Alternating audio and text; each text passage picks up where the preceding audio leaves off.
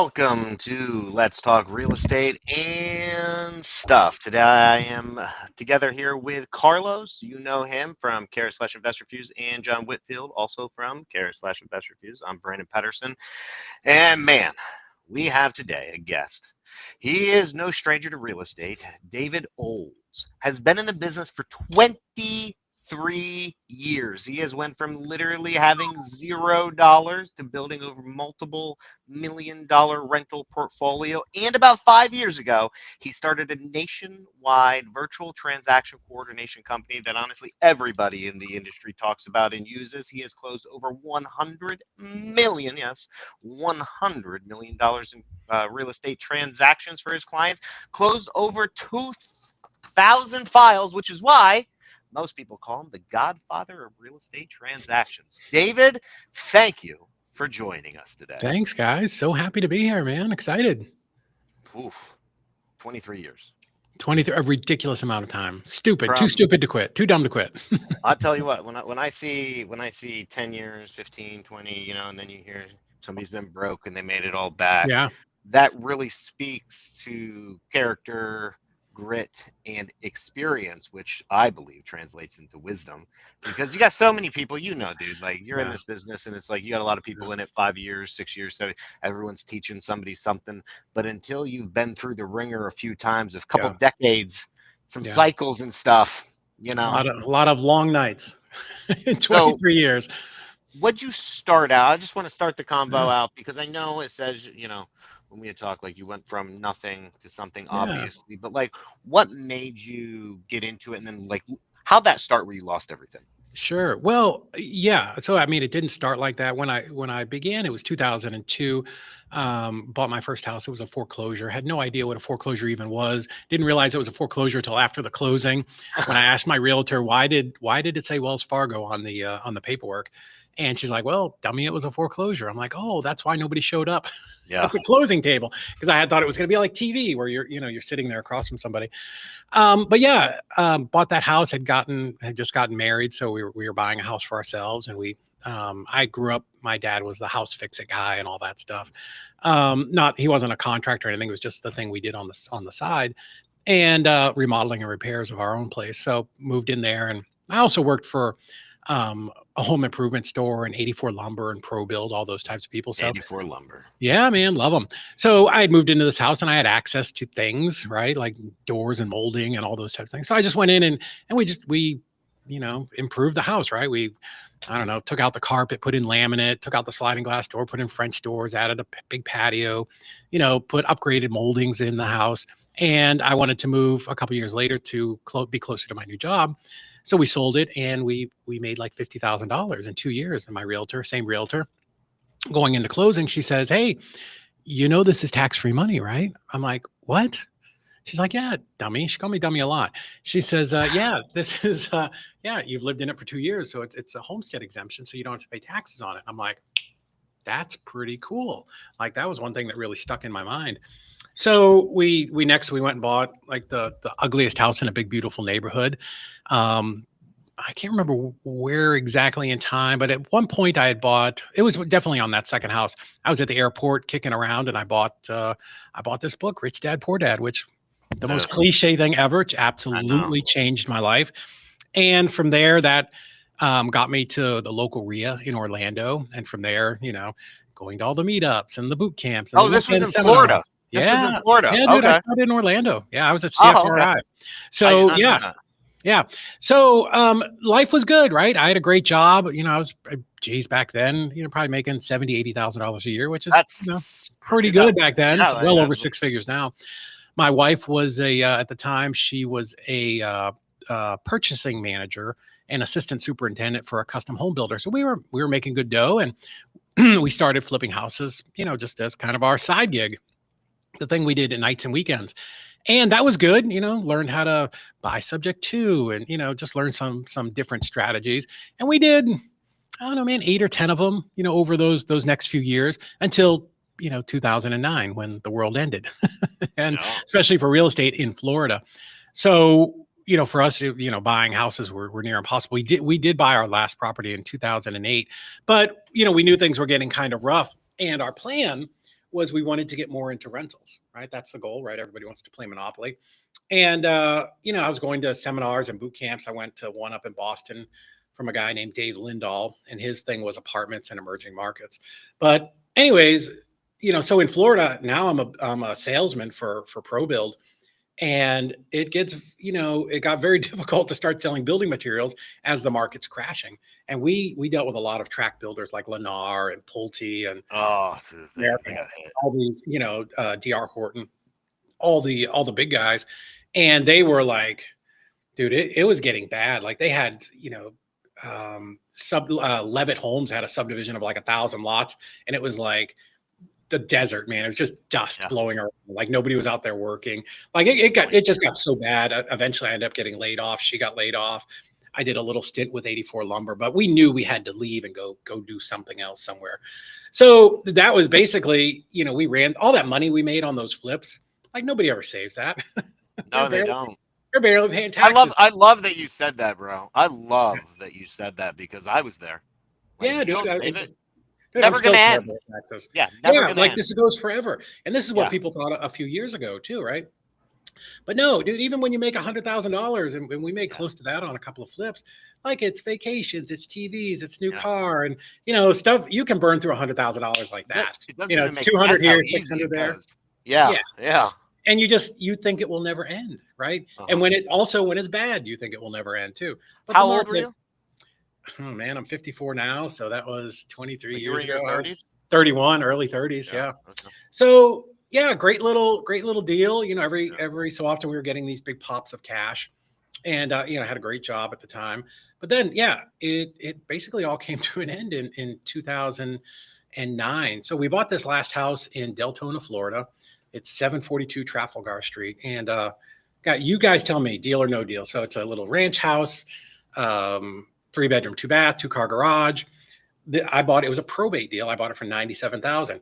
The exact house, 1 block over, 2 blocks down, just sold for $214,000.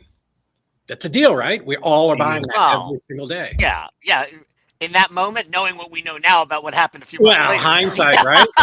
Yeah. If I'd known yesterday I shouldn't have had those Oreos. It'd be great too. But anyways, so I buy this property, and back then I was younger, a lot more energy, skinnier, and this was going to be the last house we did, and because all the other ones had been selling, right? Remember, this is August of 08. And so the crash hadn't happened yet. We can definitely talk about, like, everybody should have seen that crash coming. None of us did. Not the gurus, nobody. But I finished it in October, and I called my realtor, and she's like, oh, now's not the best time to put it on the market. It's the holidays are coming. You don't want a bunch of days on market. Why don't we just wait till January? I'm like, okay. No. Dude, it just got worse, right? So January comes around, and like the 3rd of January, I call her. I'm like all excited, and because we were gonna move to Chattanooga. We had already been going back and forth a little bit and looking at stuff. Didn't know anybody here, but we picked it, just based off of real estate.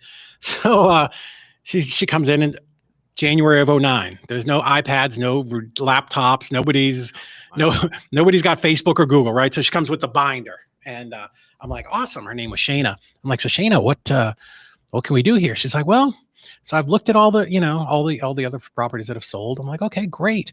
She says, well, there's this one and this one and this one, and they're foreclosures. And she's showing me pictures of these houses that are just like left behind, just terrible. I'm like, okay. And like, I wasn't a wholesaler back then. I had no idea how it all worked. And I mean, I knew how it worked, but like, I wasn't a wholesaler. So anyways, I said, okay, so what do you think we can sell it for? She's like, well, probably like 145. I'm like, wait a second, Shayna, 1 block over, 2 blocks down, 214. She goes, yeah, that was then. I'm like, that was 6 months ago. She's like, yeah, but all these properties. I'm like, yeah, but those are foreclosures, because I'm so smart. I'm like, no, my house is nicer. She's like, yeah, it looks great. You did a good job. I'm like, thank you. Nobody cares. Yeah, nobody cares. I'm like I am stunned. This is the first time. This is like you've just thrown cold water on me. Yeah. I had no idea.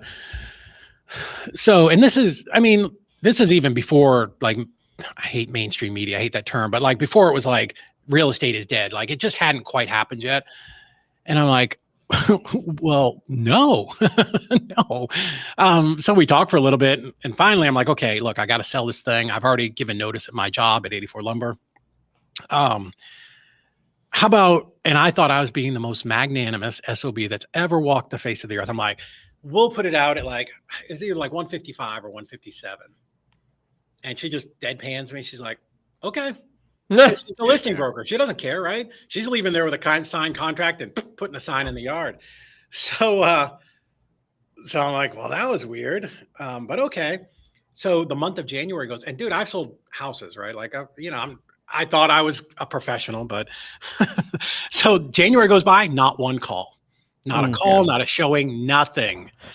So at the end of January, I'm like, hey, what do you think we should do? She's like, well, I mean, you might need to lower the price a little. Now, every other house before this, lowering the price a little was like 2,000, maybe 3,000, right?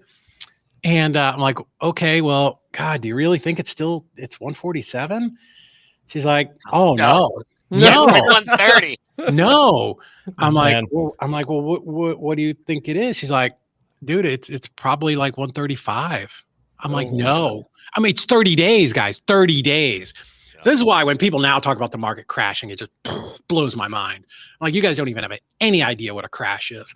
I say, okay. I'm like, well, again, still hasn't sunk in because I'm so smart. I'm like, I'll do like 147 or 149. I wish I could pull it up because I can never exactly remember. And she's like, okay. So the month of February goes by, still not a showing. I also had like a 16-year-old son, and keeping his room clean and being ready for showings every day is a pain in the butt. So at the end of February, I'm like, oh my God, Shayna, like what are we gonna do? What like I got to get this thing sold. Like, time's running out. Like, I moved to 84 Lumber, knew I was leaving in like May. So she's like, well, like, what's the number? Now we're in the 120s. I'm like, no, just no, I can't. I just can't. I just can't do that. Like, I had probably put 15,000 into it plus all my own work. So I'm like, okay, we're gonna have to take this thing off the market. And so now I'm like, well, what am I going to do? Or maybe I didn't take it off the market, but I've said I have to do something to sell this. So I went back, and again, 10 years, 8 years, whatever that was at the RIA, going to all the meetings. I'm like, well, maybe I could lease option it, because this is what they were talking about at the RIA meetings. Right now, lease options are kind of popular because people are losing jobs. So I went out and bought a bunch of bandit signs and made handwritten signs that said, 3-2 Deltona, owner will finance $5,000 down. So I put those all around the house. I put out probably like 50 of those things, and got some calls, talked to some people. Still took a while, but I found somebody that, that would come up with $5,000 down. She was a nurse, and basically, like, I moved out the day she moved in, which was like the 6th of June.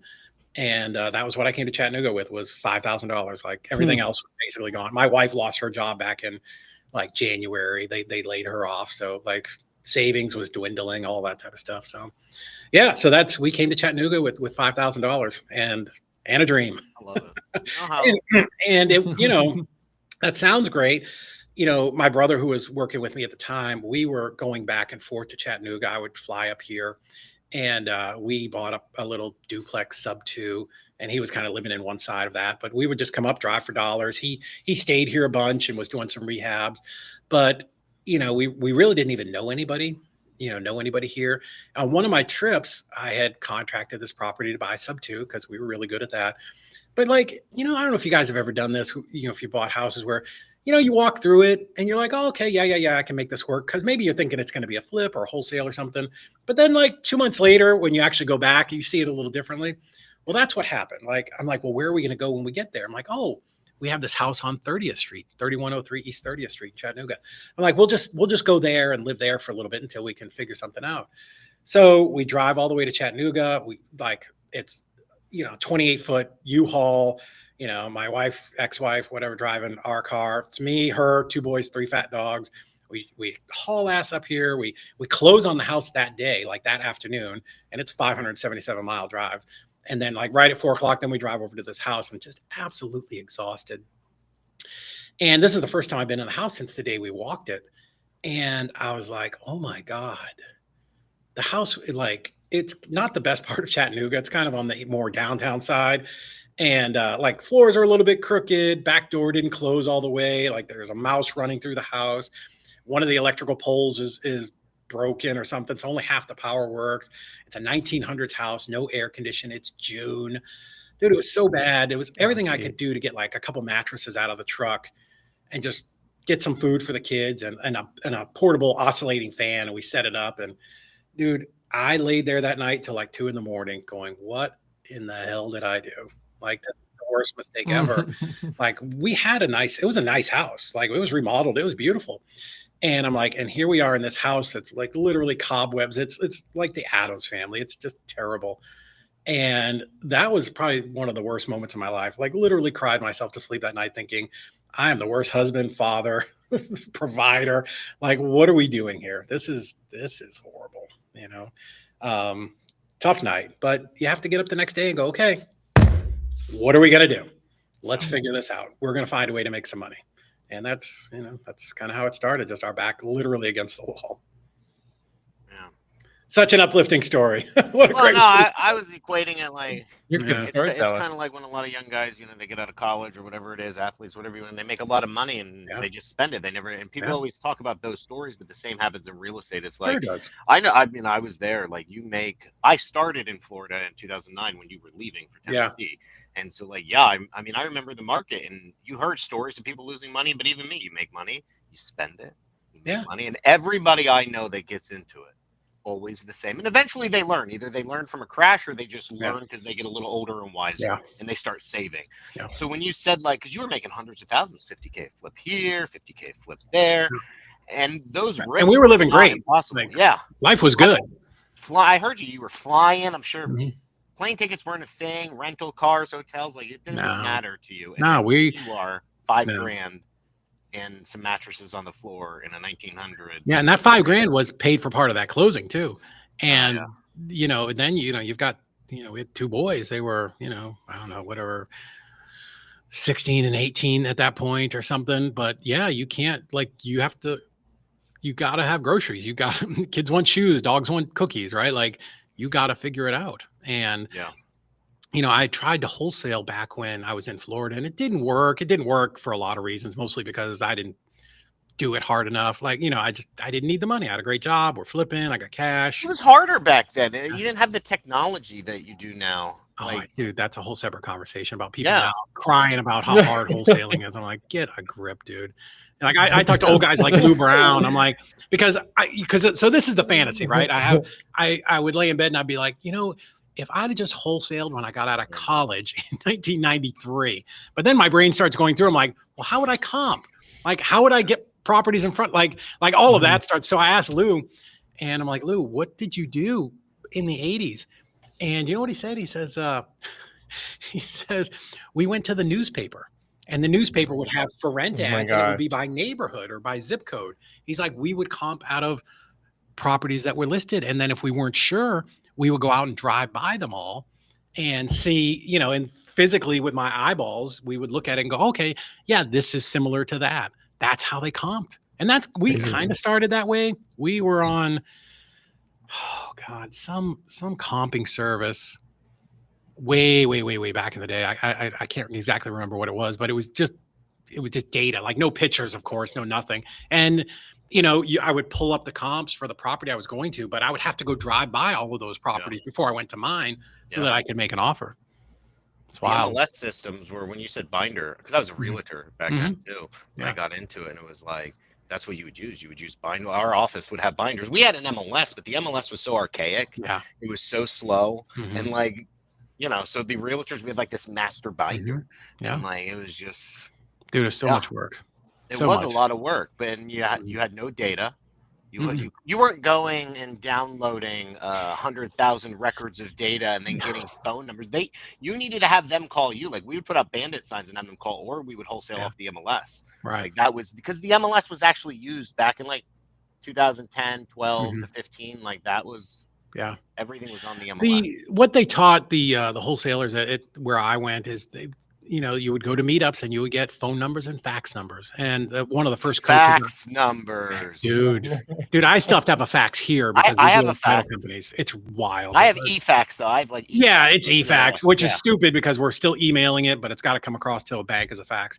But yeah, one of my first mentors, Jason Rodriguez, he had a girl in the office who every time they had a property would stand there and just bulk fax to all the buyers. And you had a fax machine in your house.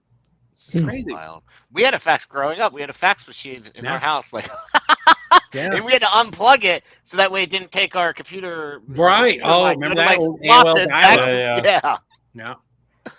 Yeah. Oh man. So so that's what happened.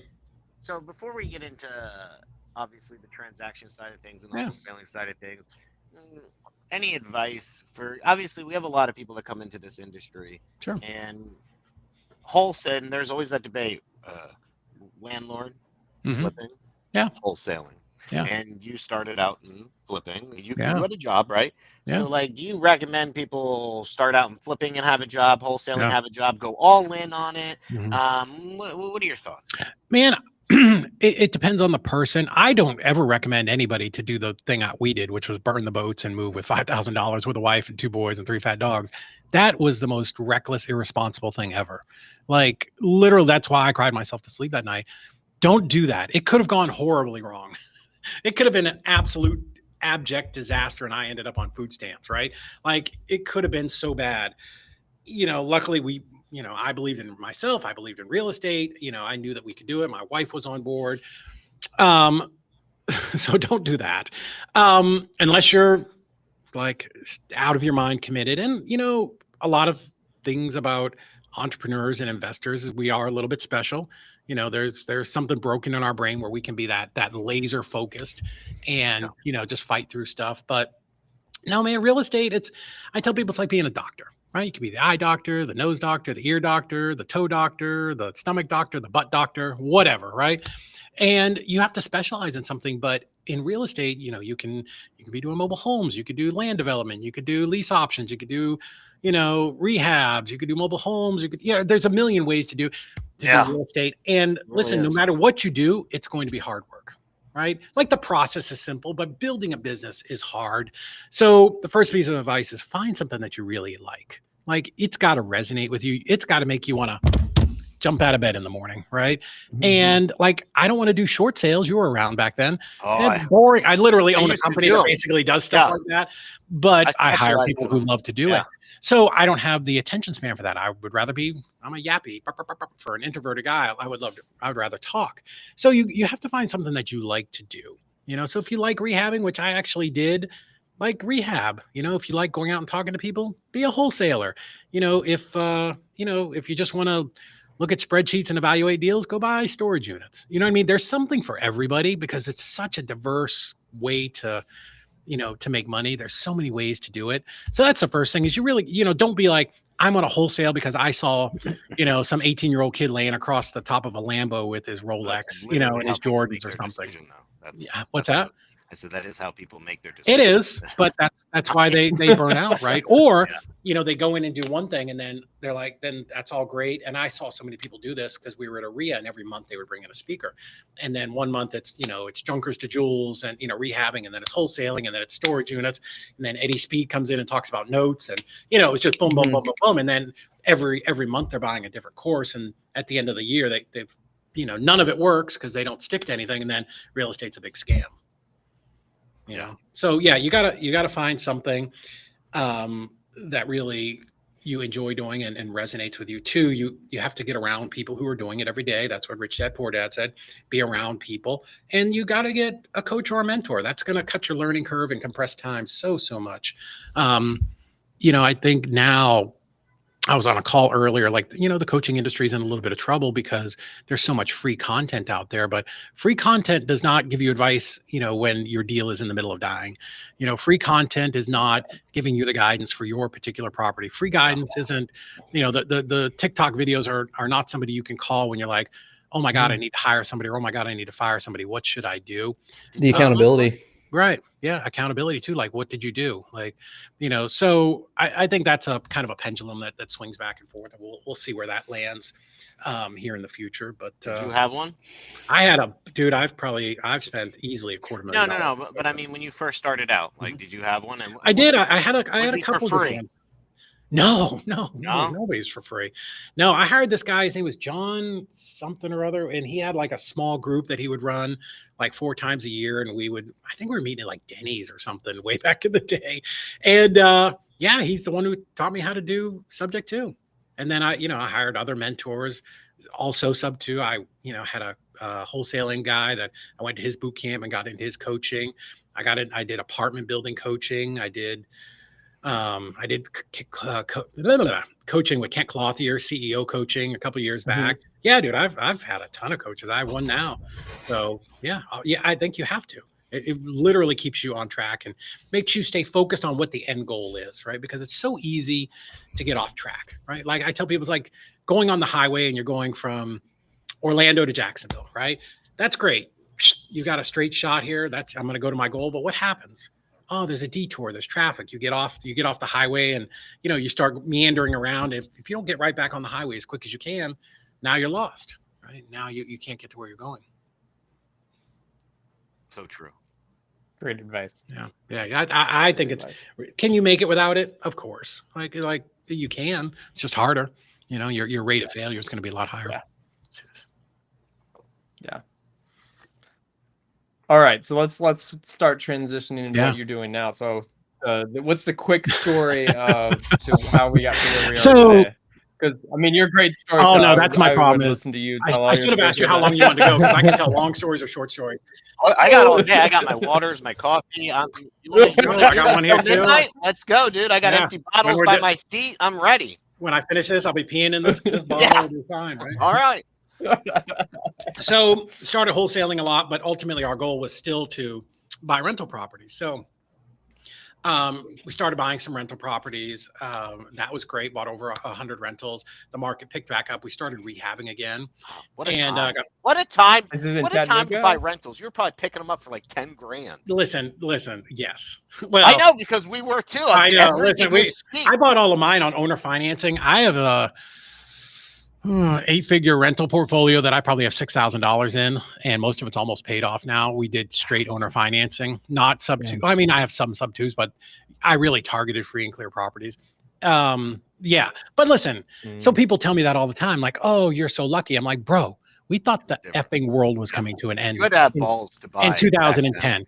I was buying properties with $150, $200 a month cash flow per door, which is nothing. One water heater will eat up a whole year. You didn't even know if your tenants had the job to pay your rent back then. You didn't know exactly. So it's not like we were so lucky, No. Which goes back to when's the best time to buy real estate? Yesterday. When's the second best time? It was today. The end of the world. It was literally everybody was scared. I'm so glad it's that somebody remembers this because I usually tell these stories and people are like, yeah, dude. Dan Rather came on the nightly news and said, "We don't know if the stock market's going to open tomorrow. We don't know if the government can keep operating."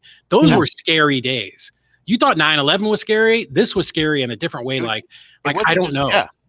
And when other countries were defaulting on their dollars and stuff, our market would crash. The real estate market would crash. I couldn't even get money from people to buy houses because people didn't think real estate was going to exist. They literally thought it was going to zero. Yeah. I mean, it was bad, wild. Dude. Yeah. It was bad. And the reason that we were able to buy the way that we did and buy as much as we did as quickly was because we were wholesaling and we figured that out. We went to a market that, markets are, it's regional, just because the whole country's bad. Chattanooga had probably only dropped 10%, where you saw Florida drop like 40%. So, people were kind of giving houses away. Like there was not a lot of resistance. We could walk down the street and pick up houses for $8, $10, $12, $15, $20,000. I remember, dude, it was years before I ever wholesaled a property over 40 grand. Yeah. And the day I did, I had a 60,000. I was anxiety over it. Like I couldn't sleep at night. Now that house is probably 300,000. Yeah. But because this market here has just absolutely exploded in the last 10 years. But so we're picking up properties. We started rehabbing again.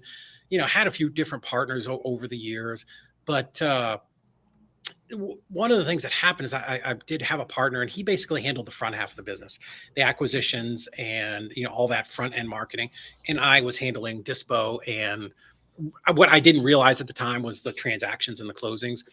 And as I got involved and started traveling the country and being at events and then later speaking, the thing that I spoke most about was dispositions. And there was nobody, still really nobody ever talks about that. Mhm. But I was probably one of the first big people to do that.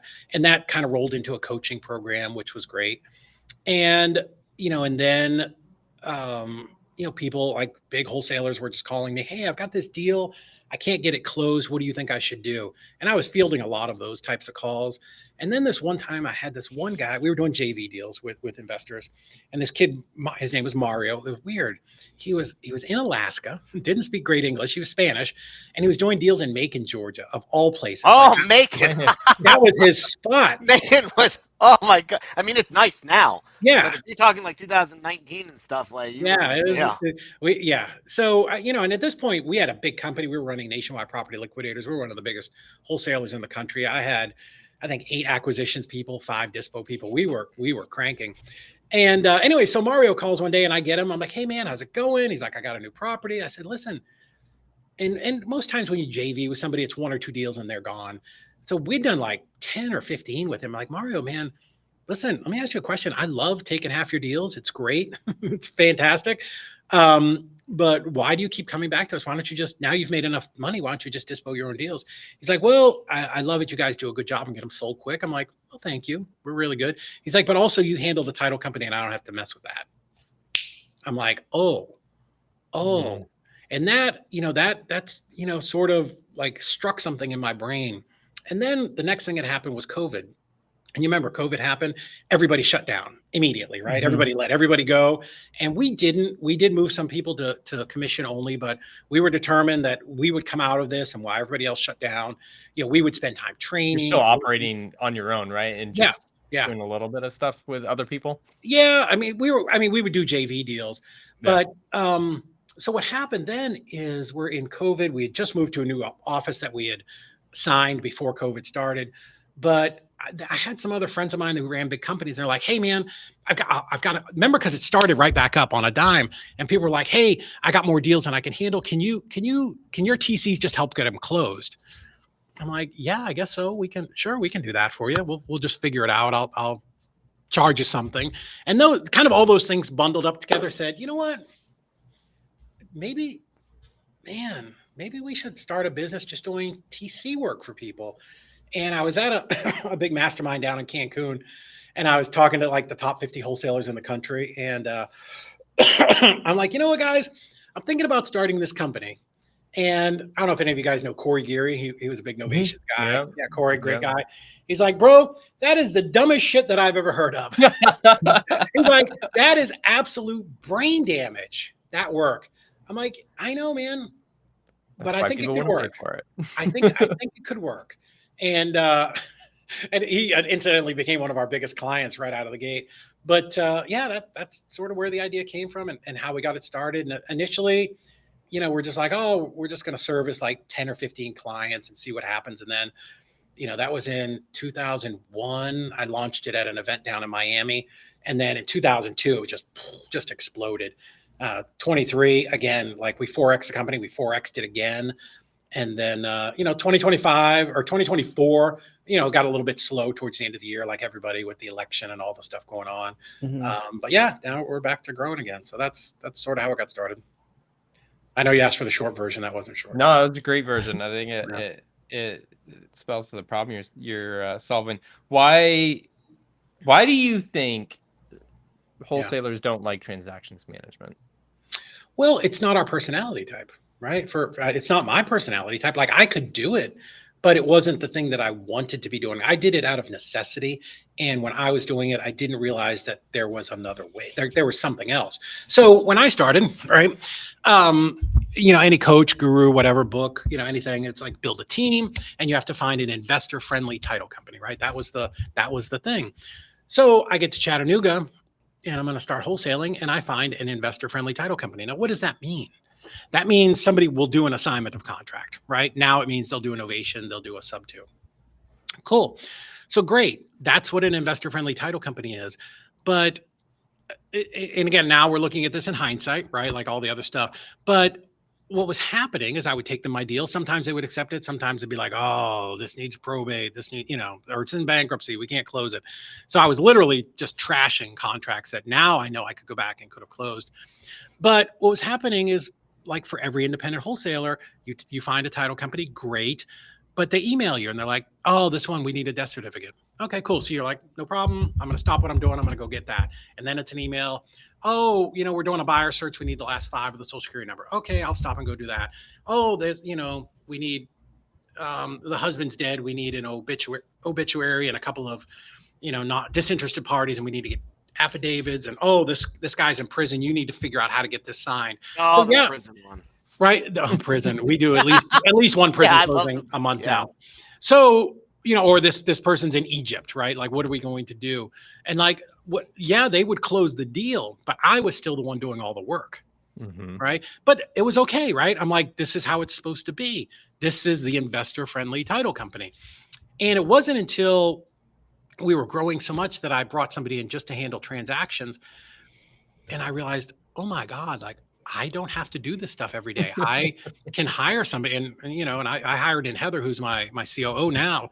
I mean, she was so valuable. She now runs my companies. But what happened was, now my time was freed up. I didn't realize how much time it was. It was like walking through quicksand. So why don't they like it? Because our personality type is we're builders, we're entrepreneurs, we're generally yappy, right? We want to be out talking and doing deals. That's fun, right? Inking a deal with a seller that you're going to make 40 grand on, awesome. Talking to a buyer and locking in that buyer and knowing you're going to make the money, fun.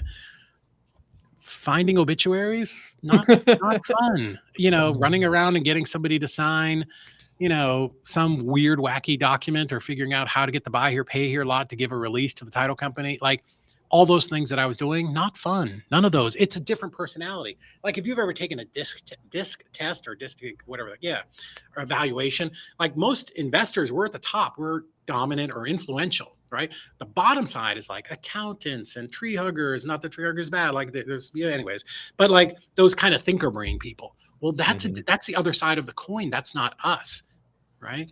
So that's exactly who we hire here at EZREI Closings. We hire people that love that stuff, that love to make pivot tables and keep track of stuff.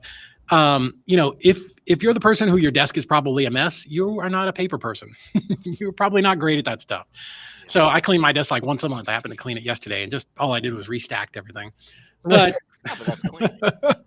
So why do wholesalers hate it? Well, because they're not great at it. We're not great at it. We'll muddle through. We'll figure it out. But what do you know about doing a monument of title in Texas? Yeah. What do you know? Good. I was gonna say, do you think wholesalers lose deals because they're not, they're not that type of person and 100%. Not willing to go the extra mile? It's not that they're not willing; they just don't know. Yeah. So here's a story the other day. We had a wholesaler, we have hundreds of clients. They send their contract over and we take over from there. So basically what happens is the contract comes in, and because we're the only company that works in all 50 states, we'll go, okay, great. This is a novation in West Virginia, whatever. So great. So we'll assign it to the right coordinator. All of our coordinators are here in office. There's no VAs. Nobody's sitting at home watching Breaking Bad. But, it goes to, I think this one was maybe Laura. And so she calls the seller, and here's how it normally goes, right? On every deal. Hey, Mrs. Smith, I'm working with John on your deal over here at 123 Main Street. Hey, I'm going to be your point of contact from here all the way to closing, right? Because John, I want you to go get your next deal. Go get your next deal. Go sell your deal, right? You're done with all that. We'll take care of it. So we have like this 4-page sort of intake form. And for us, everything about us is compressing time, right? How do we get you paid quicker?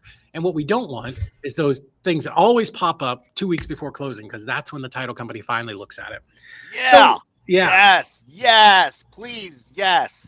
No one understands that. They will sit on that file until the end. And then you're like, oh, wait, you still need an affidavit. And I got to hunt 5 people down. You haven't done that yet. Yeah. So now your business comes to a stop because you're running around doing that. And we all know that happens. Like title companies are so bad. If I had 45 days on my contract and found a buyer day one, they still will not close it for 45 days because they enter it in their computer with your closing date. Calendar, and that's it. Right. So anyways, we're going through all this, and, we ask questions like, hey, is Mr. Smith going to be available to sign? right? That's a trigger question for us. Like, no, he's dead. Oh, okay, great. New set of questions, right? So we've actually done 8,000 transactions now and over $500 million in closings. But so we're asking through all these questions, hey, are there any city liens? Are you in bankruptcy? Are you in foreclosure? And she's like, well, yes. Oh, okay. Do you have any information? She goes, yeah, it actually goes to the foreclosure sale in 72 hours. Oh, sure. Oh, our investor had no idea because they didn't ask that question. So 72 hours, we stopped the foreclosure. It took 2 coordinators over 20 hours of work to do this. We stopped the foreclosure. The girl who was the investor, she found a buyer, and she's going to make $62,000 on that. She would never have gotten that deal stopped. Never would have happened. And because of that, it's $62,000 that will go into her pocket. This stuff happens every single week here. Every single week. It's, one of the things when I was wholesaling, it's like, you have wholesalers and everyone's unique in their skill set, right? But yeah. And I think a lot of people think they're problem solvers, but not everybody is. Like, it's easy to solve a simple problem, but when you have multiple layers, like kind of like what you were talking about, to stop a foreclosure, it's not just you make one call and it's done. There's a lot of steps you take in between A and B, on A and Z. Yeah. It's on a whole nother level. And like there, it's almost like a chess game where you have to plan how you're going to stop this, what you're going to say. And I find, like, when I've JV'd with people in other states, like a lot of these wholesalers, when a title gets too difficult, I've actually had wholesalers say, yeah, we're going to let this file go. It's too complicated. I'm like, well, I'll just do it. Like, this is not rocket science. Like, we just need to do A, B, C, and D, and we need to call. And so a lot of people aren't problem solvers, they're contract getters, which is why it's good. And I'm sure your team, especially with that experience, would you agree, is probably phenomenal at problem solving, connecting dots to get to the end goal. Yeah. And this goes back to just my experience when I was in the early days when I was working with the title companies. We had a title attorney here in town. His name, his name was Jeremy, but we called him Dr. No because everything was no. And finally, I just had to, it kind of happened by accident one day. I got really pissed off and I'm like, come on, man, what can we do? And then he kind of leaned back in his chair and he's like, well, I guess if you do this, this, and this, you can get this thing closed. And what I realized is I had to ask better questions. Right. And honestly, I had a mentor that told me that, just not in this regard. But so that's one thing that we really instill in the culture with all of our coordinators is you have to ask great questions, right? It's our job to make sure that Brandon's deal gets over the finish line, right? That's our job. Your deal is to find every single possible way, like, to work around the nose. Like, we're not doing anything illegal. Like, we're not doing that. But, the mistake that people make is they're like, oh, I'm dealing with Penelope at the title company. Penelope could have been hired last week. Yeah, Penelope does not. And let's be honest, our closings collectively are the worst closings on their desk. The biggest problems, the most number of people, the biggest just crap show it's the worst, right? We used to own a title company, but you want the easy deals, which are the retail deals. The $500,000 deal that was bought 2 years ago that has no liens, bing, bang, boom, in and out. I got to figure out how to pay a realtor, and I'm going to make a big fat commission check. Not you don't want the trap house that somebody's brother's living in, where grandmother died, the father's estranged, has a baby mama with illegitimate kids, and a cousin that's in the military, and a brother that's in jail, and somebody else who's in the hospital. Yeah. So and that happens. So like they're laughing. An $80,000 house that they're going to make $500 on. Yeah. Right. And they're really motivated to jump through hoops for you. So again, investor friendly title company. Yeah, they'll put up with our nonsense, but dude, they're not tracking these people down. They're not doing it. They're getting something from their underwriter and they're just forwarding it to you, and they're taking that file and putting it over here. And when you answer all of their questions, then they'll pull that back up and start to work on it. This is why 50% of contracts in the country die.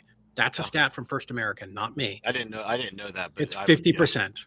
50%. Like I said, too many wholesalers drop deals because they're difficult. And I talked to the one kid, say kid just because he was younger, he was an adult. But I was like, but that's our job. We're supposed to handle the difficult files. Like, that's who we are.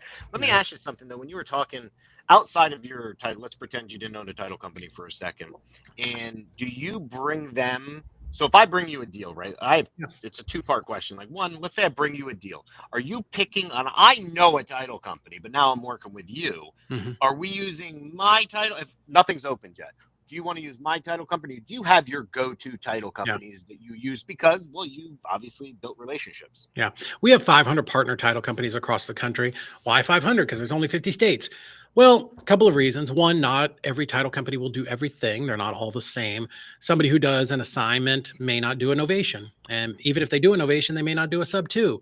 They may do a sub 2, but they won't do like note wraps. And even if they do that, they won't do an assignment of a sub 2, right? Or an FHA assignment, or, you know what I mean? So you need a variety of title companies. Also, when we first started this company, my fantasy, we all have these fantasies. I'm like, we're going to find one nationwide title company. And we're just going to work directly with them. It'll be great for my team, great for them. And dude, I have title companies all the time calling me, wanting to fly here and meet with us. And we want all your business. Bro, I've broken 3 nationwide title companies, broken them. Because everybody says we want the business. I'm like, bro, I bring in 30 contracts a day. Like I promise you can't. So also, even if I have the best title company in Virginia, I'm not going to send them everything because one, my obligation is to you to make sure your deal closes, right? I know we've broken title companies, not just because they can't handle the volume. I was about to say they can't handle the volume. No. Title companies make money, but not enough money to be staffed 24/7 in case David decides to send 30 that day. It's not, but I've heard a couple big guys always bragging about, oh yeah, we have these nationwide title companies. There's no nationwide title company. Yeah. That's bull. There's bullshit. Yeah. There's not one single nationwide title company that's not licensed in all 50 states. Not even First American is licensed in all 50 states. So that's nonsense. Now there are these weird JV agreements, but now I'm sending it over to Penelope. She's sending it to Susie. Who even knows who's got your deal? Okay, so it doesn't work. So my other question then is, so obviously you're getting hired because of, I mean, dude, 500 title, that's a connection. You're networked in. But I am sure you get the ones where, David, listen, dude, I was partnered with a guy who was supposed to get my deal done and he can't find a buyer. We already got title open with Susie over at ABC Title, but like I'm stranded, bro, and I need you. Are you going to now go to Susie? Like I bring you that. Are you taking my deal or are you going to reject that deal because I'm like 10 days or 15 days into my contract? Yeah. So to kind of get back to your original question, will we work with your title company? Of course, right? That with hundreds of clients, that's how we built up all of our title companies. Is you come in and say, hey, I want to use ABC Title Company. We're like, cool. Like we'll call them and vet them and make sure that they're good. And 80% of the time they are good, right? We advise you to never work with your buyer's title company. That's a recipe for disaster. 50-50 shot. We have the numbers on those deals die. But yeah, I mean, if you bring a title company, we'll work with it. We've had some kids or some clients, they were kids, but they're like, I love this title company. They're the best. We're like, oh, okay, cool, man. We'll work with them. And after like 3 deals, we called them and we're like, bro, these people are they're terrible. If you think they're good, like that's awesome. But let us run a couple through one of our title companies and let us just show you, right? Like, I know you think they're great, but they're not. They're just not responsive. And again, everything for me, I've got to get your deal out as fast as I can because I have more coming in later today. You know what I mean? It's like I Love Lucy. They're on the conveyor belt with the candies. I can't mess around with today's deal because I've got more coming in. So with our coordinators, the minute you've got a buyer, man, we're jamming that thing through closing as fast as we can, as long as the seller's ready and the buyer's ready and all that type of stuff. But yeah, like we're very much about speed and getting these things done. Will you help me find a buyer? We do now. We didn't do that before, but God, it was such a request. Like that was probably our biggest request. And we did open about maybe a month ago, we opened EZREI Dispo, where we will JV deals with our clients. So yeah, we do that. You'll do both, dude. So it took off way faster than I thought. We got like 30 contracts in a week, like from our clients, and I didn't think we would. Like I didn't think it was gonna be as big as it is. So yeah, we're probably hiring for some in-house dispo people now to kind of crank that whole back up, which is cool because I do love wholesaling. So I did miss it a little bit. Yeah. So yeah, we're gonna start doing that for our clients too and adding that in as a service. I wanna use a John terminology here. I don't know if he's gonna ask this question, but like, who's your avatar? John always like avatar. Avatar. Yeah, Yeah. who is John? John That's some Smiley. Harvard Like, MBA Right. stuff right That's what there. I was yeah. doing. Who's your Yeah. avatar? Mhm. Maybe in the dispo or the title or all around. Like, Yeah. who's your avatar that's working with you? We're always going to bring people in through, through the transactions company, but our avatar, our perfect ideal client is somebody who's doing some business, 1, 2, maybe 3 deals a month, and they realize that they can't do any more. Like literally, if you're by yourself, that's the cap. 3, maybe you get lucky and hit 5 because a couple deals rolled over. Like I'm a good wholesaler, and that was what I could do by myself because there's so much, right? There's the marketing and dealing with the CRM and acquisitions and dispo and then dealing with the title. So people generally cap out at about 3 deals a month. So I'm looking for that person who wants to grow, right? You want to get to 5, 6 deals a month. And then the guy who wants to get from 6 to 10 and then 10 to 20. So that's ideally who we're looking for. And we have a really special plan for those people. That's who our company was started for. And that's great. But we realize there's a limited number of those in the country, right? It's, our industry is a big pyramid. We all know this, right?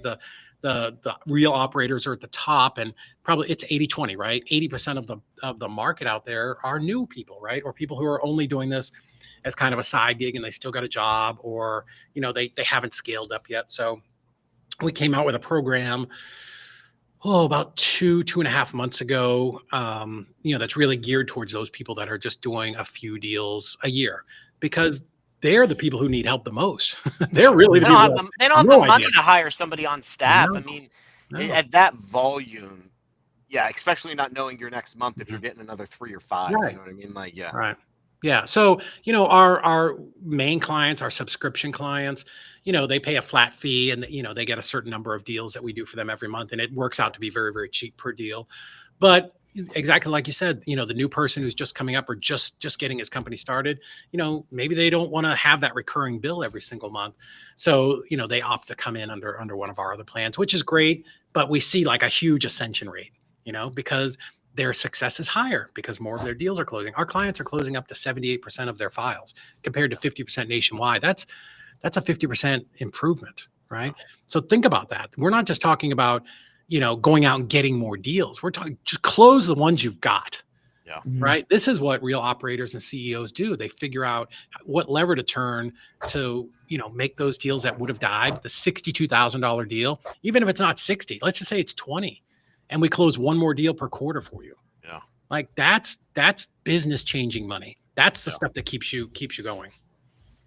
Love it. So what is it, if you were to give your elevator pitch, or maybe, Sure. a really long elevator, what is it that you take off the investors with your service? It's simple. A lot of people think we're in the transactions business. We're in the peace of mind business. The peace of mind that I don't have to spend 30% of my time doing, transactions and dealing with title companies who probably don't want to work with you. They do it out of necessity. But yeah, the peace of mind that, you can turn your laptop off at 5 o'clock and go have dinner with your kids and not have to worry about it. Or, that you can leave the office at 2 p.m. in the afternoon and, go pick up your daughter from soccer practice, whatever it is. We're in peace of mind that these deals, once you turn them over to us, or that if it's a closable deal, and there are some that just aren't, but that every closable deal will get over the finish line and you'll get paid. Yeah. Do I have to worry about communicating with the seller, the buyer, the title company? No, I mean, you can, everybody who comes in, they're always a little control freaky, but after, usually after about a month or two, they're like, you got this. So with us, communication is so important. The way we started the company, like was a very, very active wholesaler. So everything was built from the point of view of like, what would I want? And I'm kind of a dick, right? Like we ran a very big company. So I said, okay, if we're going to do this, we need to figure a couple things out. What would I want if I was hiring somebody else? Well, one, we'd have to be able to work in all 50 states, right? Because if I'm in Tennessee and Georgia and I'm using this company, but now I got a deal in North Dakota, right? Like I want one point of contact. And Brandon, to go back to your thing, the reason every single Facebook group, somebody's like, is there a nationwide title company? That's the wrong question. What's the question they're really asking? My God, is there just one person I can send my deal to and know that it's going to get done? That's the real question. They want to focus on sales. Yeah. So that's the real question they should be asking. So yeah, is there one person I can send my deal to? Is my coordinator going to be able to do all types of deals? Because I did all types of deals, right? Novation, sub 2, assignments, whatever it was. So we knew we had to train these coordinators to be able to do everything. And then, communication. If I wake up at 2 a.m. on a Tuesday, how do I know that 123 Main Street is going to close? So we knew we had to create a CRM or a portal or something where you could log in and see exactly what's going on with complete transparency. And then the fourth thing was, how do I know that this coordinator gives a rat's butt about my deal as much as I do? Right? Because we all say nobody cares as much about your business as you do. So, we made sure we're in all 50 states. All of our coordinators, it takes our coordinators 2 to 3 months to get certified. I know there's TCs on every corner now. I feel like we've invented this business, and they took some 6-hour course in somebody's group, and now they're a certified top of the line TC, right? Cool. That's the person you want to trust with your $40,000 deal. You go for it. But I clean those messes up every day. So we wanted certified TCs. We spent a ton of money. You guys know this, what it costs, software costs, but we created a very simple platform where you can log in and see just your deals. And it's a Kanban view. I can see that deal kind of just moving through the process. So that was handled. And then the last thing was, how do I know the coordinator did not or does care, didn't just kind of fluff off on my deal. And we did that one through culture, right? The second thing is everybody works in house. Nobody's sitting at home on their sofa. And then the other way was we incentivize them. I incentivize them when they close your deal, right? They get, their pay is based off of that. And then Heather, my partner's done an amazing job with, creating these systems, and we audit them every week. And we have them broken into teams, and the teams compete for the highest score in audits. And their audit scores are usually anywhere between 97 to 99%. So they're very, very good. And ultimately what happens is, the reason we have such a high retention rate is people don't ever want to go back to doing this themselves. The thing that I hear most often is, David, oh my God, I didn't realize how much time this was taking me until it was taken off my plate and I had all this free time back. And the second thing is, I just didn't know somebody else could do this. I'm like, I know. Me either. Me either, until somebody said hire a transaction coordinator, and I brought one in and I was paying her a lot of money. So we built this company to figure out a way, how do we help more investors? Like, how do we help more people grow their business and solve the problems that it took us a long time to figure out? Because here's the thing. Real estate has given me a life that I do not deserve on most days. I've been able to travel around the world and, be on great podcasts and go to all kinds of great events around the country and speak on stage. And it's been awesome.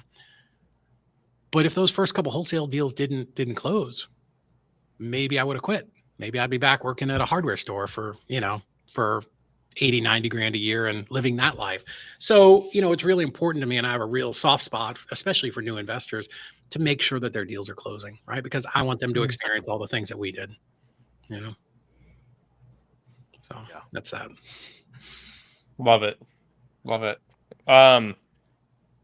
Why don't you tell people what happens if you scan that QR code? What's it like to work with you? What's that process like? Thank you, guys. You're going to go to a checkout page, and you can book a call with us, and it's very, very simple. Let's just jump on a call. I promise you, we're the lowest pressure people there ever is. I really want to hear more about your business and what you're doing, whether you're doing one deal or you're just getting started, or you're doing, we have clients who do anywhere from 30 to 40 deals every single month, like clockwork, the kind of the mega wholesalers. Weirdly, they're the people you've never heard of either. They're not the people that are on Facebook and Instagram all the time. We're built to scale with you. No matter where you're at in the process. If you've got a full-time job and you cannot leave at 1:30 in the afternoon, or, stop what you're doing to call the title company, dude, let us take that off your plate. If you're looking for someone to help you JV your deal, we do that for our clients. If you're full-time and you're just ramping up and you're like, how do I get to 6-7 deals a month consistently like clockwork? I want to talk to you. Let me hear about your business. Let me talk to you about how we can do that. And the best thing about us, and this is something that I did in my own business, and this is one of the reasons why, so many people come to us and really stay, is we'll show you how to offset our cost. Like, you're going to pay me, if you're on a subscription plan, you'll pay me on, the whatever it is, whatever day of the month. But I'll show you how to actually turn this into a profit center by charging your end buyer, right? An admin fee. So we'll definitely talk to you about that. So I've got some of my bigger clients that are even doing 10 deals a month that are turning this into something where they can pull back over the course of a year, 30 or 50 grand, right? So instead Wow. of making a $20,000 assignment fee, maybe they're making $20,749. And over time, that number really adds up, and they're taking that money and pouring it back into advertising, right? This is how they're growing their business. So yeah, it's if you want to scale, if you want to grow, if you just want peace of mind and less headaches, we are the answer. We're the go-to people for all serious investors in the country. Love it. So in a situation where you do have to like go out and get signatures, Yeah. I'm a product guy, but I've been around enough to know, like we were talking about, you got to go to that prison and get that signature. Is that stuff you are all handling? Yeah. So I think I didn't answer that earlier. Yeah, we take over everything. So remember, Mrs. Smith, hey, we're working on this deal. Yeah, we're going to be your point of contact, all the way till closing. I treat Mrs. Smith like she's my client. We're going to touch base. This is one of our KPIs for our coordinators every single week until it closes, right? Because lack of communication is the death of all deals, and that's how these people like get under contract with a bunch of different people. Even if it's every week. Hey, Mrs. Smith, just wanted to let you know we're still on track to close October 15th. Is there anything you need from me? Nope. Okay, if you ever need me, please feel free to give me a call. Same thing too, John. When you upload your buyer, Laura's going to jump on the phone. Hey, Bob. My name is Laura. I'm working with John on this deal over here at 123 Main Street. Hey, Bob, I'm going to be your point of contact from here all the way to closing. I have your contract from John. I'm going to be your coordinator. Hey, it looks like you're closing this in your LLC, so I'm going to need your corporate docs, who's the authorized signer, and you're using a hard money lender, Turnus or whoever it is. Great. Who's your contact over there, so I can call and get their all the information, so that I can get this to the title company to have the mortgage or the deed of trust drawn up. Right? Yeah, we are going to do all those things, and then talk to that buyer every single week from there till closing. We're going to collect all the buyer's information, just all those things that used to always come back to us from the title company. I want to take all of that off your plate. I want you getting more deals. I want you growing, or like sitting on the beach. Go to St. Thomas and sit on the beach. But I want you to have that peace of mind that this deal is going to close. Love it. Very cool. What's next for David Olds? What are you going to keep doing in life? Man, I love to travel. I do love going around the country. I haven't been to the Northwest, so I'm off for the Rockies. Hopefully later this year, I want to get up into Lower Canada. For the company, we're going to expand out. We've got some exciting stuff coming next year. We're going to get a little bit deeper into the mobile home area. There's so much that goes on with mobile homes and detitling and where we can come in and help those investors in the land business and the mobile home business, work through those things and handling, even though they're not true closings, but like contracts for deed and, escrow services and all of that. So that's probably the next big thing that we're going to roll out next year. Right now we knock on wood. We've been going through about 5 months of just great growth after last year's slowdown with the election. So yeah, we just moved into a new office. I'm in this new studio that's like 1,000 square foot. So very exciting. I feel like we're finally here and everybody's at home now after being at the other office for 5 years. So that took up kind of our big thing this summer, was getting everybody over here and situated. So yeah, that's it. That's kind of our next couple of moves. Nice. Still in Chattanooga? Yeah, man, I love it here. When we came here, again, I told you we went to that event where it talked about multifamilies and emerging markets. And I'm like, we'll go to Chattanooga. We'll do deals for 5 or 7 years, which is like a full market cycle.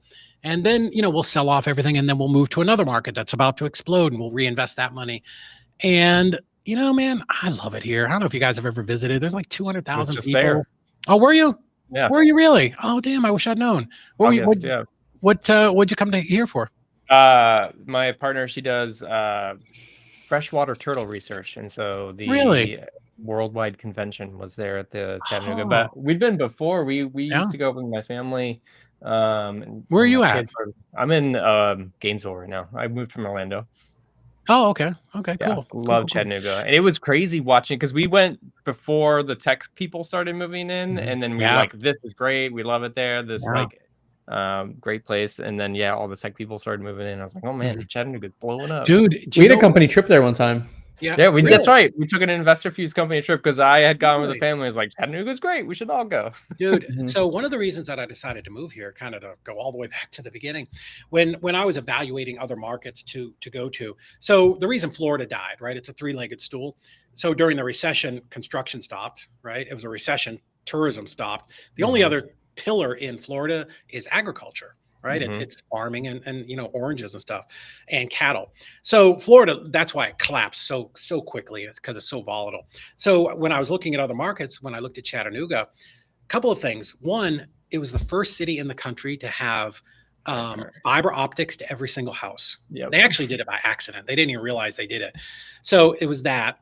Volkswagen had just announced that they were opening their very first production facility in the United States here. And then Amazon was opening 2 fulfillment centers here. One here, one in Cleveland, Tennessee, which is like 20 minutes north. And then, when looking at just the diversity of, I'm doing a little advertisement here for Chattanooga. Don't come here. No, you can't. But as far as industry, we have a very large insurance business here. There's Unum, which is a nation or international insurance company. Blue Cross Blue Shield for the Southeast is headquartered here. And then there's just a bunch of small ones. There's a big confectionery, bakeries are here. Moon Pies, Little Debbie's started here. So all of that, there's all those plants here. So there's a lot of stuff. Brock and Brock Lifesavers are made here, weirdly enough. And then down in North Georgia, we have all of the carpet manufacturers. So there's no where if any one of those industries collapsed, the whole market wouldn't die. And then with the fiber optic, then we brought in Google, and now like the RNC has their server world is here. Like there's just so much. Gary V has his one of his like 3 VaynerMedia. Yeah. So like people see him downtown all the time. So now it's just become this really cool kind of cultural hub. We're always like one of the top 3 outdoor cities in the country. It's just a great place to live. I absolutely love it. Go visit Rock City. Come on, baby. Yeah, it's beautiful at Christmas time. As it is. What do you feel is going to change with AI and what you do? For what we do, man, I think we're a long ways away. Title is not going to be on AI or the blockchain for 20 or 30 years. I don't care what people say. Oh, wow. That's going to be one of my questions. No, because here's why. I want you to think about this. There's 3,600 and something counties right across the country. Every single county has their own office and their own elected person and their own 20 or 30 people. And there is zero chance that you're going to get 3,600 people onto the same plan.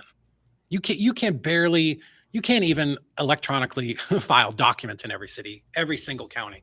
So we're a long ways from that. It's far too fragmented. Your medical bills will be on the blockchain far before title. And then even beyond just getting that buy-in, what are you going to do with all of these broken, bad, titles where there's a break in the chain of title? Like all of that has to be fixed before you could go on the blockchain. So maybe gradually, it could kind of go on. Maybe certain states could opt in, but I think it's a long ways away. And so much of what we do, I was on a joint podcast yesterday with some AI companies, and they're like, there are lots of things AI can do. They can generate leads for you by just sending out reminder texts and stuff. But AI does not have empathy, right? It just can't get on the phone and do like acquisitions, right? I just don't think we're quite there yet. Maybe we will in another 5 years. It's advancing so quick. But, on our side where it's tracking people down, making multiple calls, getting them on there, convincing them that, hey, we need to collect these documents. I just think that's a little ways away. Could it happen? Yeah, maybe. Like we're always looking for how can we pull these things into our business to make our coordinators have a bigger bandwidth, right? Instead of handling 50 files at a time, how do I get them to handle 100? So there are definitely some automations and things that we can put in there, but I don't think it will do away with everything that we do, because this is still a people business at the end of the day. Yeah. Yeah. You should definitely be putting all of your problem solving into an AI RAG system. That'd be pretty cool. Yeah. I definitely, it could be like a great resource where, we could bring in people and train them quicker. But for it all to be automated, I don't think that's going to happen. We have such trouble getting a hold of. Think about the people that we deal with. The people we deal. This is kind of going back to when I was here in Chattanooga. My title agent after every closing should be like, David. She'd call me. where do you find these people? Dude, you know how many people I deal with where we have to actually send them like authorizations to release information and they send it back to us. Like the world is not, we're there because we're doing all of this, but like not, what do they say? Like AI is only adopted, like ChatGPT is only adopted by like 5% of the world. Like we're not there yet. Oh, yeah. You know, I think it could be generations before, you know, the people who are just going into kindergarten now, you know, as adults are adopting it. But even kids now, like they're just parts of the country where it's not important. They don't care. So I think we're a couple of generations away from that. Yeah. But yeah, I mean, the people that we do, right? You guys do lead gen. What do? We go out and we stack problems, and especially foreclosure people. You know, they're getting calls and blown up from mortgage brokers and refinance people and agents and investors. Like it's hard to get a hold of these people, you know. And as good as AI is, you know, my thoughts are, you know, I think everything in life is a pendulum, right? It swings from one side to the other, politics from one side to the other, just everything, right? And I think there's going to be a swing towards AI, but then I think there's going to be like people want to deal with people. Yeah. You know, if you remember, like humans. Yeah, Demolition Man, Sylvester Stallone, and I remember that. Wesley Snipes. Wesley Snipes, great, awesome, great movie. But like people were like, we want to deal with people. Like when they start, like, oh my God, I just want to deal with people. So yeah, I don't know that that's ever going to go away, but I do think there are certain things that can definitely be automated, and that's definitely something that we're starting to plot out now. Is how can we bring more of that in to be more efficient, right, and to do a better job for our clients. Love it. Yeah. Love it. Cool. I'm all out of questions. That was right. a phenomenal conversation. It was Definitely. It was great to learn about your journey. I could listen to you talk about your stories all day long. Oh gosh. People in my office are like, please just shut up. We're tired. My partner, she's like, I could go do your story if you wanted. I'm like, man, you can if you want. It's, you know, the weird thing about it being 23 years is it almost feels like another lifetime. Like all of those were like a couple of different lifetimes. You know, all true, all happened. But, you know, thinking back on that, I'm like, oh my gosh, that was just so long ago. You know, when we were buying that first house, or I was having a panic attack, you know, in, you know, Orange City, Florida, when I was getting my first sub 2 and all that type of stuff. But yeah, you know, it's good to remember kind of how that was, because that's what new people go through every day, you know. So I always try to, you know, remember that and just be accessible and try to help wherever we can. Yeah, relatable too. Like you look at where you are today and it's like you had a beginning, and everybody can have that beginning. Nobody is born, you know, doing 10 deals a month and, you know, having the Bentley in the garage. Like we all start someplace. And, you know, the problem is you get some people, they forget that and they get a little bit arrogant, and, you know, they start, you know, these people like, nobody should wholesale. You should just close every deal yourself. I'm like, yeah, man, I get it. That's where you're at now. I can close every deal myself. Like I have a relationship with lenders and have my own money, but that's not where new people start.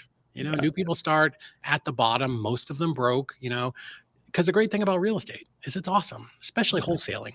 You know, no matter who you are or what you have, you know, tall, short, black, white, purple, you know, whatever your religion or politics are, you can come into wholesaling with no money down, with a piece of paper and a pen, and go lock up a deal and make $20,000. That's the great thing about real estate. And so many people come into this business because they're looking for something else. There's something inside them that says, I can be more. I can do more. I can create this thing. And that's the beauty of real estate and what it creates for all of us.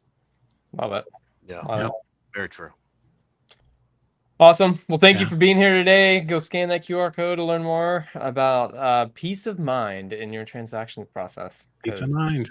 There you go. A spot that everybody needs it in this community. Do we have a quick time for the last question or no? Oh my gosh, I forgot about I shot it through the Investor Fuse Slack channel. Thank you. I'm very curious to see what David has to say here. All right, let's go. All right, hang on. I was not prepared because I forgot. Carlos has nothing until the end, and he's dropping the bomb. Yeah, dude, I had some stuff, but dude, you were just flowing. I'm also just congested as heck this week. Man. But dude, you were just flowing. I had some stuff. I'm like, man, he's just rolling. I love it. All right. Hit me. Here we go. Carlos, you take the honor on this one. Picture the movie Gladiator, setting wise. You're in the arena. Your job is to pick 2 of these that are going to be fighting with you. They know the mission. You guys can communicate. You know, they know what the mission is. They're there to kill everybody else. Everybody else is against you. The choices that you have are 50 bald eagles, 10 crocs or gators. John will correct me there. No, crocodiles. 3 grizzly bears, Mm-hmm. 7 bison, 1 sniper. That's Who's just in the- right next to you. He Yeah. doesn't have a vantage point yet. He's right next to you. He's right Unlimited next to you. He doesn't have ammo. a crazy vantage point. Unlimited ammo, but just single shot, semi-automatic sniper. 15 gray wolves, 10,000 Gosh, rats. New York City rats, bro. 10,000 New York City rats, 5 silverback gorillas, or 4 lions. And You guys all the rest are coming start on- for me. Yeah. All the rest are coming for you. That you start on one side of the arena, they start on the other side of the arena. All right. I'm going to take the rats. Love it. And the eagles. Rats and the eagles. Wow. Dude, Same this as is me. the second person that has picked, the guy the other week or whatever picked the Eagles too, I think. Yeah. So the rats, interesting story. Back when I was younger, I used to train Brazilian jiu-jitsu and spent a lot of time with Hickson Gracie. And his thing was he had a bunch of animals on these T-shirts, and everybody would do the same thing. They would pick, and he's like, I want the rat. Why the rat? The rat will literally chew off its own arm to keep fighting. Like rats are, Wow. they're literally indestructible. They can squeeze through anything. 10,000 rats will just overwhelm any of those things. Like the shooter's not going to shoot 10,000 rats. Like he'll run out of bullets long before. And 50 bald eagles who can come down and literally just pick at people as the rats are hitting them from underneath. Yeah, crocodiles are going to be tough, but I still think the rats and the eagles. Yeah, I love it. that's strategy. That's the best strategy I can come up with there. I know, but then at the same point, you have the sniper I guess you're assuming the rat's going after everyone, but you got these grizzly bears. Yeah, but literally 10,000 destroy rats too can just consume you. Like, I mean, you would have to have 1,000 rats per bear, per wolf. I mean, you're going to run out of them. Why? You're going to run out of rats. sniper's going to run out of bullets, man. How many bullets can you possibly have? I'm not worried about the sniper. No. My biggest concern is like I got these grizzly bears coming at me. Yeah. I got bison charging me. I always pick the rats. So the rats are my go-to. Yeah. And then at first I was with the silverback, and then I started cheating, and I started like Googling and like, because we asked this question a lot, and then I was like, okay, well, then I learned like the bison. Yeah. The force of them. Yeah. Can really like trample over the rocks. They can run through and start destroying these wolves and bears. When you first popped it up there, I was going to go with the bears, and then I realized the quantity there. But really, I was looking at the sniper. Who's the sniper going to have the hardest time with? You know what I mean? The snipers and the rats. Yeah, and the rats, right? The sniper's going to take out the bear with a shot through the eyes, right? Yeah. So, and same thing with the bison. Like he's going to take those out. And then I've only got 2 left, and then I've got 1 left, and then I have 0 left. So yeah, it just came a sheer force of numbers for me. It's a good logic. I like the logic of what you're doing there. I mean, I don't know that there's the perfect answer. I think people could make a point for any of them. Yeah. Maybe you get 5 gorillas, and they're just going to overwhelm the sniper. They're not. I ChatGPT'd it. The gorillas are not the best answer. They have nothing. The bison will kill all 5 gorillas and the bears. The lions. I mean, yeah, I think you made the right choice with the rats. It's the eagles that's like just coming down with their talons. Have you ever seen an eagle's talons, dude? I mean, I haven't in person. Oh, Google that. It's scary.